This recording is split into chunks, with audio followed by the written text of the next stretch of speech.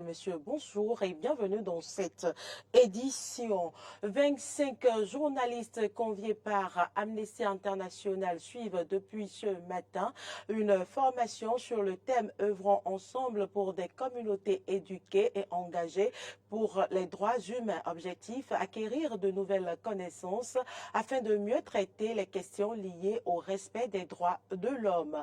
Le rendez-vous hebdomadaire des gouvernants s'est tenu mercredi au palais de la Marina sous la présidence effective du chef de l'État Patrice Talon. L'essentiel des décisions prises sont à suivre dans cette édition. Et puis hors de nos frontières, les séances plénières de Olympiade pour la sécurité financière au centre de formation Sirius tout près de Sochi se sont poursuivies. Une rencontre à laquelle le président russe a pris part.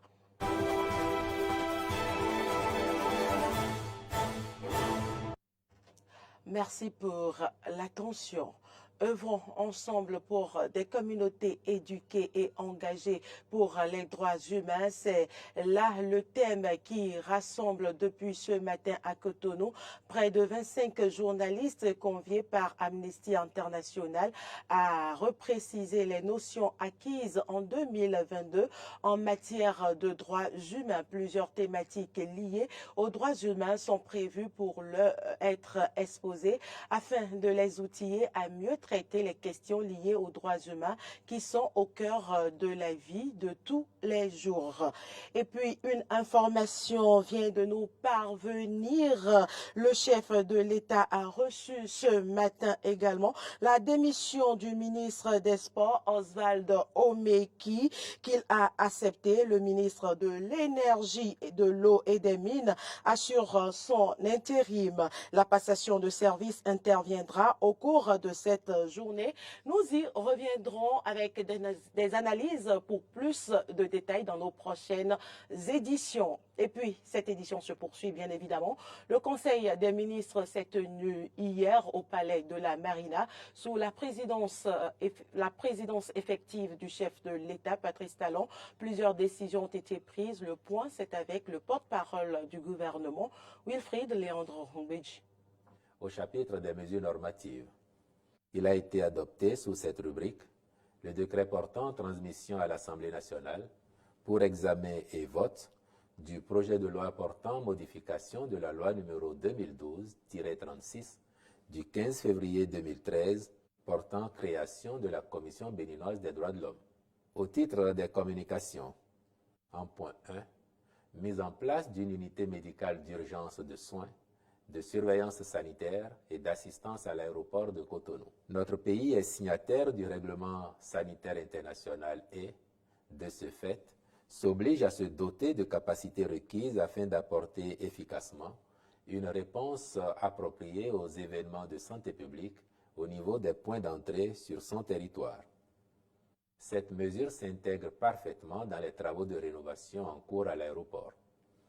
De façon concrète, il s'agira non seulement d'assurer une surveillance épidémiologique optimale à travers la détection précoce, l'isolement et la notification des événements de santé publique, mais aussi de faire face aux urgences médicales pouvant survenir au sein de l'aéroport parmi les passagers ou le personnel. La structure médicale à installer sera adaptée au déploiement conséquent du plan d'intervention pour les urgences qui s'y produiraient, y compris les procédures opérationnelles standardisées aux fins de prévention, de détection et de notification des maladies à potentiel épidémique.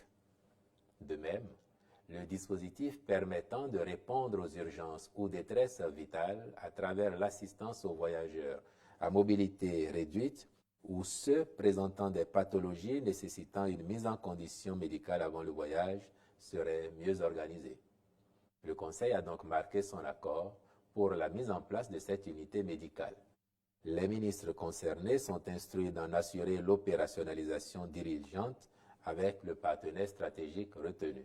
En point 2, consolidation de la base de données des bénéficiaires des programmes de protection sociale. Au terme de la première édition réalisée entre 2018 et 2020, 2 500 000 individus ont été recensés comme pauvres, dont 1 500 000 classés pauvres extrêmes. Mais la mise en exploitation de cette base de données a révélé certaines insuffisances et des cas d'injustice qu'il convient de corriger en intégrant les pauvres extrêmes non inscrits lors de la première opération et en l'appurant des personnes non éligibles qui s'y sont retrouvées. Au titre des rencontres et manifestations internationales, il a été autorisé l'organisation au Bénin du 5 au 7 octobre 2023 de la 15e réunion des ministres chargés de l'énergie de la CEDEAO.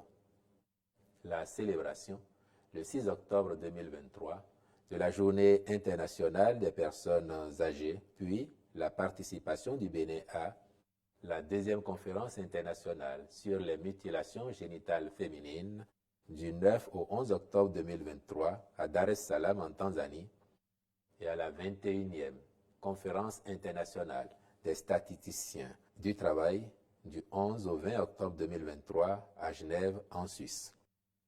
Le ministère de la Justice et de la Législation organise depuis hier au Palais des Congrès de Cotonou un colloque sur la modernisation de la justice au Bénin. Cet événement d'envergure nationale se veut un moment crucial pour examiner les enjeux et les opportunités liées à la modernisation de la justice. Clémence Tonocoin.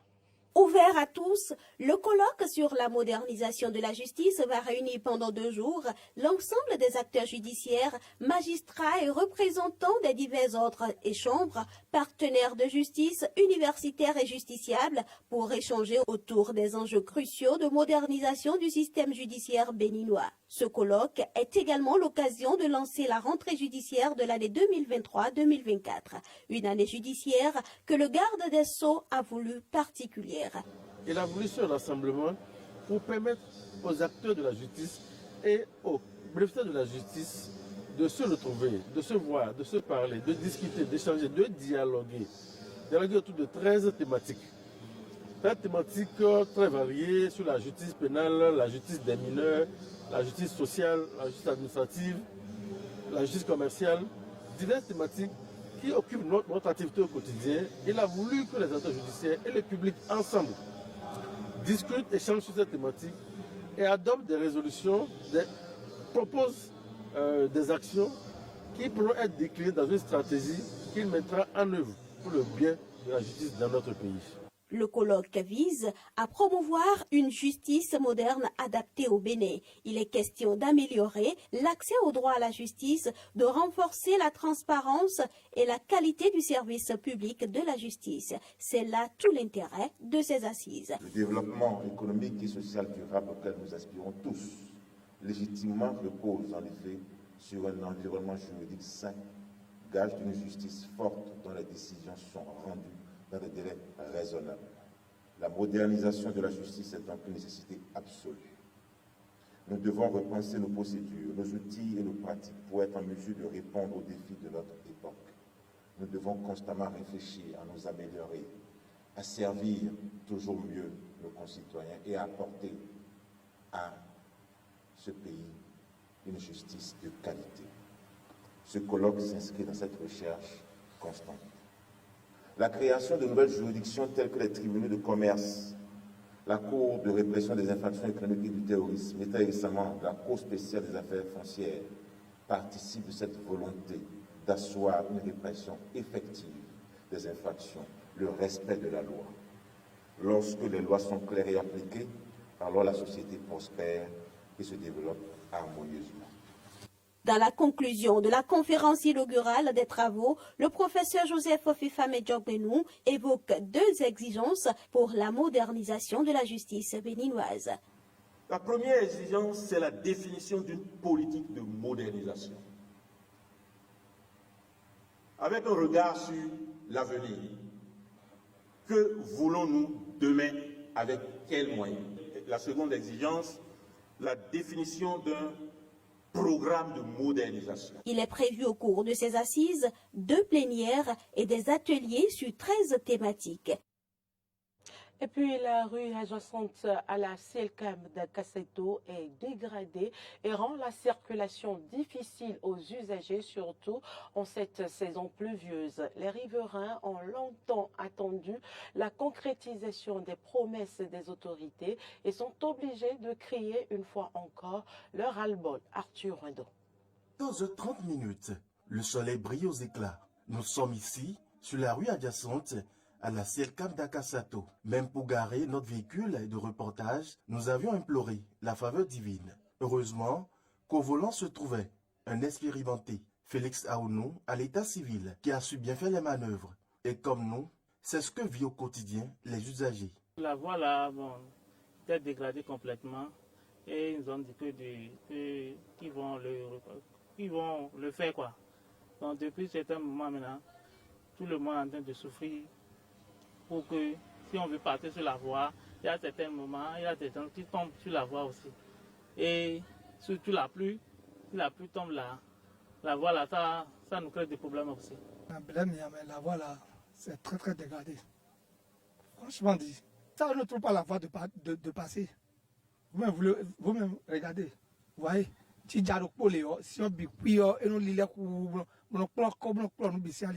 la voie là c'est gâté. Si la pluie tombe là, que tu veux passer, même là, tu ne peux pas passer. Même si la voie là, si la pluie tombe, que le véhicule est en train de passer là, il a les tuyaux de Soneb, qu'ils ont gâté ça, donc ça n'a pas de place qu'on va passer même. La situation est très préoccupante. Des promesses ont été faites en ce qui concerne le reprofilage de cette rue. Mais rien jusqu'à ce jour. Les usagers appellent une fois encore les autorités au secours. Moi, je voudrais que le maire nous fasse tout possible pour que, comme ils ont dit qu'ils vont le faire là, il n'a qu'à faire tout possible de venir nous faire ça quoi, pour que la voie soit bien propre. Ce que je demande au maire là, de venir voir d'abord pour réparer la voie. Ça c'est clair, sinon ça ne va pas du tout. Nous sommes à quelques temps de la période et des choses là, de l'élection. Et il faut commencer par mettre des sables sur la voie. Non. On n'a qu'à venir le faire en même temps. Vous le savez. Je dis au maire d'abord, mais Calavi là, de venir voir la voie. Moi, je veux dire à maire pour dire qu'il va réparer ça, que la voie est un peu droite, qu'on peut passer quoi. La rue adjacente à la CELCAM d'Akasato fait partie des nombreuses rues dégradées d'Abomey-Calavi. Mais qu'est-ce qui justifie ce silence des autorités compétentes face à ces genres de situations? Le maire, les chefs d'arrondissement et chefs quartiers sont donc une fois encore interpellés. Actualité en dehors du Bénin, le régime militaire du Niger a décidé de suspendre les exportations de gaz naturel liquéfié jusqu'à nouvel ordre afin de privilégier l'approvisionnement national. Cette décision publiée dans un communiqué intervient alors que les consommateurs de gaz au Niger font face à de grandes difficultés d'approvisionnement depuis plusieurs mois. Le pays approvisionnera en premier lieu son marché intérieur touché par la pénurie. En cas d'excédent, une autorisation spéciale pourra être demandée, toujours selon le même communiqué. Vladimir Poutine a participé à la séance plénière de l'Olympiade pour la sécurité financière au centre de formation Sirius, tout près de Sochi, sur les rives de la mer Noire. Le compte rendu avec nos confrères de RT. 500 étudiants de 19 États du monde sont arrivés sur le territoire fédéral Sirius pour participer à la 3e Olympiade internationale sur la sécurité financière.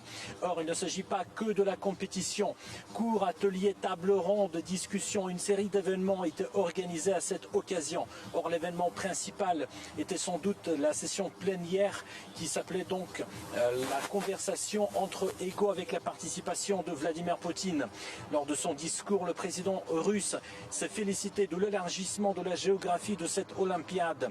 Il faut dire que le nombre de pays participants a presque triplé par rapport à la première Olympiade en 2021 à Sirius.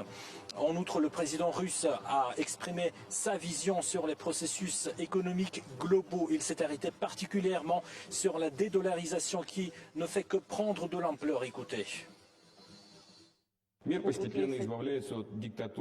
monde se libère peu à peu de la dictature du modèle économique et financier qui ne vise qu'à pousser à l'endettement, à réduire en servitude, à transformer en colonie économique, à priver des régions entières du monde de ressources pour le développement.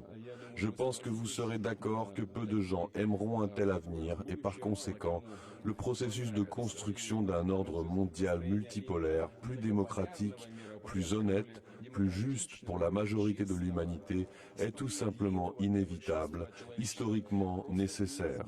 Celui-ci s'applique également à la création de bases économiques solides pour un tel ordre mondial. Vladimir Poutine a parlé également de la ligne politique russe dans les domaines d'enseignement, d'économie, de finances. Elle se construit autour d'un objectif clé, assurer la souveraineté technologique russe. Écoutez. Nous continuerons à développer le système éducatif national en tenant compte des intérêts stratégiques de notre pays. Nous nous efforçons d'atteindre une souveraineté technologique, une position de leader dans les domaines clés pour former nos propres spécialistes. Ce sont avant tout des mathématiciens, des ingénieurs et des informaticiens, des métiers dont aucune intelligence artificielle ne pourra jamais se passer. Après son discours, Vladimir Poutine a répondu aux questions des étudiants.